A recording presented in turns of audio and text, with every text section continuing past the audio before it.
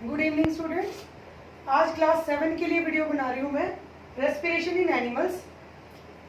आपने first video है देखा होगा वो, अब उसका एक्सटेंडेड पार्ट हम करेंगे। इससे पहले वीडियो में हमने टाइप्स ऑफ रेस्पिरेशन पढ़ा था, श्वसन के प्रकार पढ़े थे कि एरोबिक रेस्पिरेशन वायवीय श्वसन था, एनारोबिक रेस्पिरेशन अवायवीय श्वसन था। ठीक है, तो अब हम देखेंगे कि एनिमल्स के अंदर, मेनली ह्यूमन बीइंग्स के अंदर किस तरीके से रेस्पिरेशन होता है। ओके, तो लेट्स स्टार्ट आवर सेशन। पहला है, हम यहाँ पे डिस्कस करेंगे पहले रेस्पिरेटरी सिस्टम, जो मैंने पिछले वीडियो में भी डिस्कस किया था। मैं दोबारा रिवाइज करा देती हूँ आपको कि जो मनुष्य श्वसन तंत्र है, ये रेस्पिरेटरी सिस्टम ऑफ ह्यूमंस, उसके अंग क्या क्या होते हैं, what are the parts of the human respiratory system. सबसे पहले है हमारा नेजल पैसेज, जहां से एयर एंटर करती है। ये जो हमारा नेजल पैसेज होता है, ये ओरल कैविटी के साथ लगभग जुड़ा हुआ होता है इस एरिया में आके। इसको हम फेरिंग्स बोलते हैं। ये जो फेरिंग्स नाम की जगह है, यहाँ पे हमारी फूड पाइप और हमारी विंड पाइप यानी कि हमारी श्वास नली, और फूड पाइप यानी कि हमारी मुख, जो हमारा फूड पाइप होती है, भोजन नली, ये दोनों एक साथ खुलती है हमारे फेरिंग्स के अंदर। उसके बाद हमारी ये पीछे जो जाती हुई दिखाई दे रही है बेटा, ये पीछे चली जाएगी हमारी फूड पाइप, और अगली तरफ हमारी रह जाती है विंड पाइप, जिसको कि हम ट्रैकिया कहते हैं। मैंने आपको पिछली क्लास में भी बताया था, हमने डिस्कस किया था ये कि ये जो ट्रैकिया होती है हमारी, इसको हम श्वास नली कहते हैं। और इसमें ये जो छल्ले से दिखाई देते हैं, ये छल्ले एक तरीके का कार्टिलेज होता है, ठीक है, जो कि इसको प्रोटेक्शन और साथ में सपोर्ट प्रोवाइड करता है सीधा रखने में। ठीक है, तो सबसे पहले हमारा नासाद्वार, नेसल पैसेज, उसके बाद ट्रैकिया, विंड पाइप या श्वास नली, और उसके बाद हमारे लंग्स, जिन्हें हम फेफड़े कहते हैं। जब हम सांस लेते हैं, सांस भरते हैं, इनहेल करते हैं, तो सांस, ऑक्सीजन जो है वो नाक से होती हुई हमारे विंड पाइप से होती हुई यानी श्वास नली से होती हुई हमारे लंग्स के अंदर आ जाती है। हमारे जो फेफड़े होते हैं वो बलून की तरह होते हैं, बलून यानी कि फूले हुए गुब्बारे की तरह होते हैं। जब इनके अंदर एयर बढ़ती है, जब हम इनहेल करते हैं, सांस अंदर लेते हैं, तो ये फूल जाते हैं, और जब हम एक्सहेल करते हैं यानी सांस छोड़ते हैं, तो ये पिचक जाते हैं। अब इधर की तरफ मैंने ये यहाँ पर बनाया है आपके रिब्स होती है पसलियां। इन पसलियों के अंदर ही हमारे फेफड़े जो है पड़े होते हैं। एक तरफ का मैंने आपको कवर करके दिखा दिया कि किस तरीके से फेफड़े हमारी पसलियों के अंदर, पूरे रिब केज के अंदर पड़े हुए होते हैं। और ये जो एरिया है नीचे का, इसको हम कहते हैं डायाफ्राम।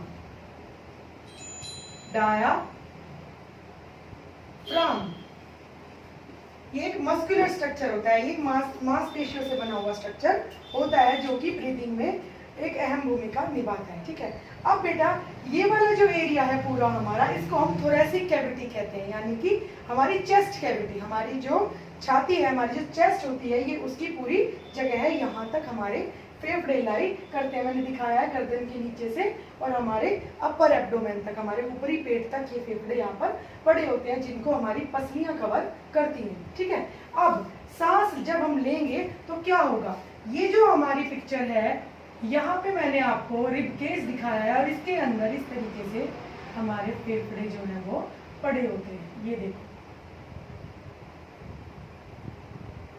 इसके अंदर हमारे ये फेफड़े पड़े हुए हैं। ये जो रेड कलर के दिखाई दे रहे हैं, ये पीछे से फेफड़े झांक रहे हैं रिब केज के अंदर से। ठीक है, और ये हमारी रिब केज है, यानी हमारी पसलियों का पूरा एक पिंजरा सा बना हुआ है, जो कि लंग्स को प्रोटेक्शन प्रोवाइड करता है। ठीक है, तो जब हम इनहेल करेंगे, ये जो डायग्राम है हमारा, ये मैंने बनाया है बेटा इनहेलेशन का।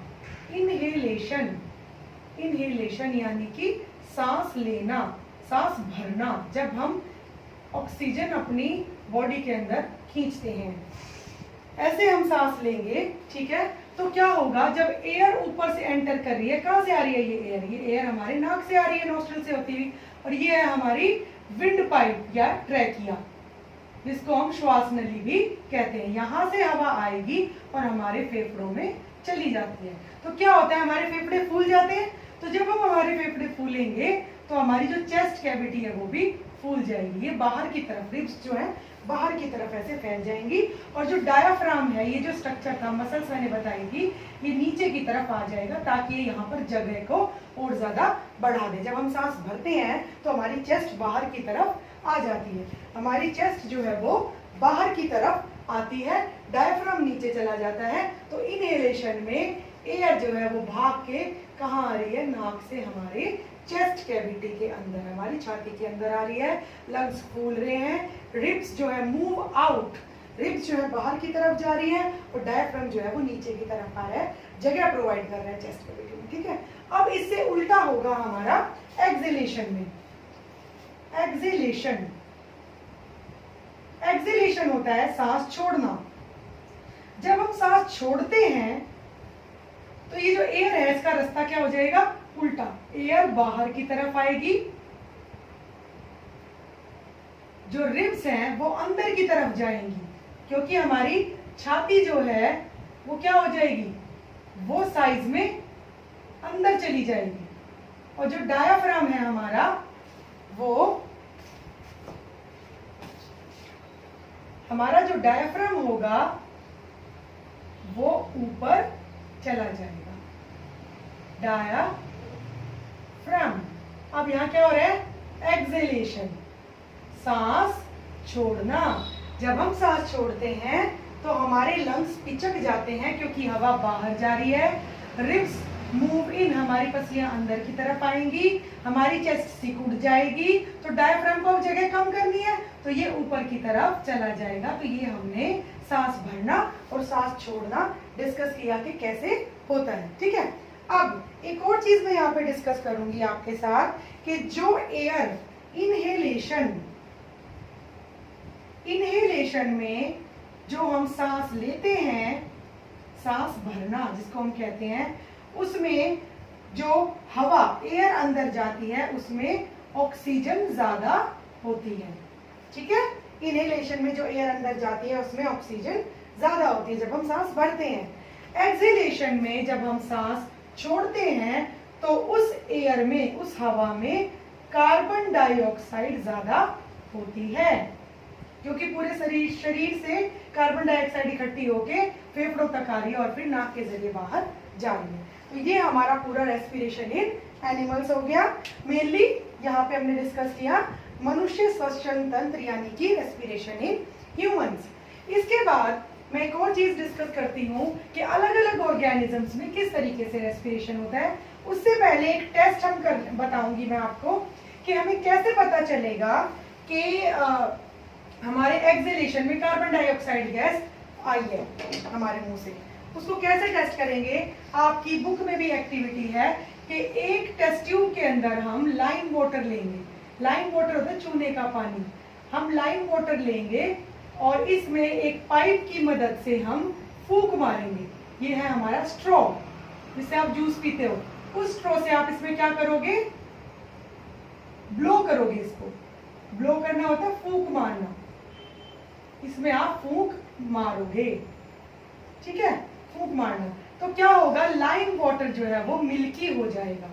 मिल्की का मतलब है उसका रंग दूधिया हो जाएगा। इससे पता चलता है जो लाइम वाटर है जब उसमें कार्बन डाइऑक्साइड गैस डाली जाती है, क्योंकि जब हमने इसमें फूंक मारी तो अंदर गई कार्बन डाइऑक्साइड गैस। तो ये कार्बन डाइऑक्साइड गैस का टेस्ट है कि कैसे हमें पता चले कि हमने जो सांस छोड़ी है उसमें कार्बन डाइऑक्साइड है।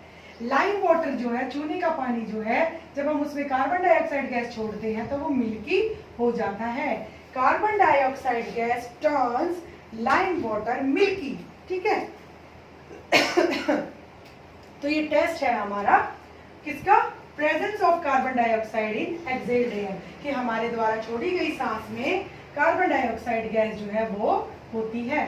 ओके, अब हम बात करते हैं दूसरे ऑर्गेनिजम्स में किस तरीके से रेस्पिरेशन होता है।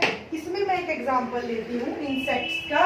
इंसेक्ट्स होते हैं बेटा, बड़ी क्लास में आप पढ़ोगे, वैसे मैं बता देती हूँ। इंसेक्ट्स जितने भी कीड़े मकोड़े होते हैं उनको हम इंसेक्ट्स कहते हैं, लेकिन इंसेक्ट्स में वो जीव आते हैं जो कि 6 लेग्ड होते हैं। 6 लेग यानी कि 3 पेयर ऑफ लेग्स होती हैं जिनकी। जैसे कि बटरफ्लाई है आपकी, ठीक है, बटरफ्लाई यानी तितली, एंट, चींटी, ग्रेस होपर, टिड्डा, कॉकरोच, ठीक है। ये सब जो है इनके तीन जोड़े होते हैं टांगों के, ठीक है। 1 2 3 4 5 6 यानी कि 3 पेयर है। 1 2 3 4 5 6 लेग्स है टोटल और 3 पेयर्स है। तो जो 3 पेयर ऑफ लेग्स जिनमें होती है उनको हम इंसेक्ट्स कहते हैं।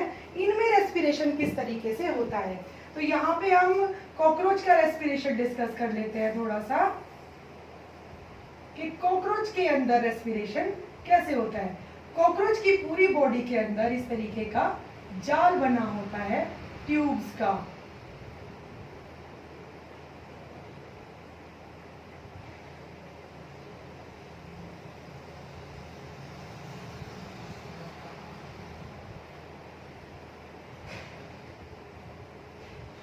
ठीक है, ये एक दूसरे से जुड़ी हुई होती है और ये साइडों में खुलती हैं ऐसे, ठीक है। इसको हम बोलते हैं ट्रैकियल सिस्टम, ट्रैकियल। अब वहां पे हमने जब ट्रैकिया पढ़ा था तो वो क्या था, श्वास नली थी।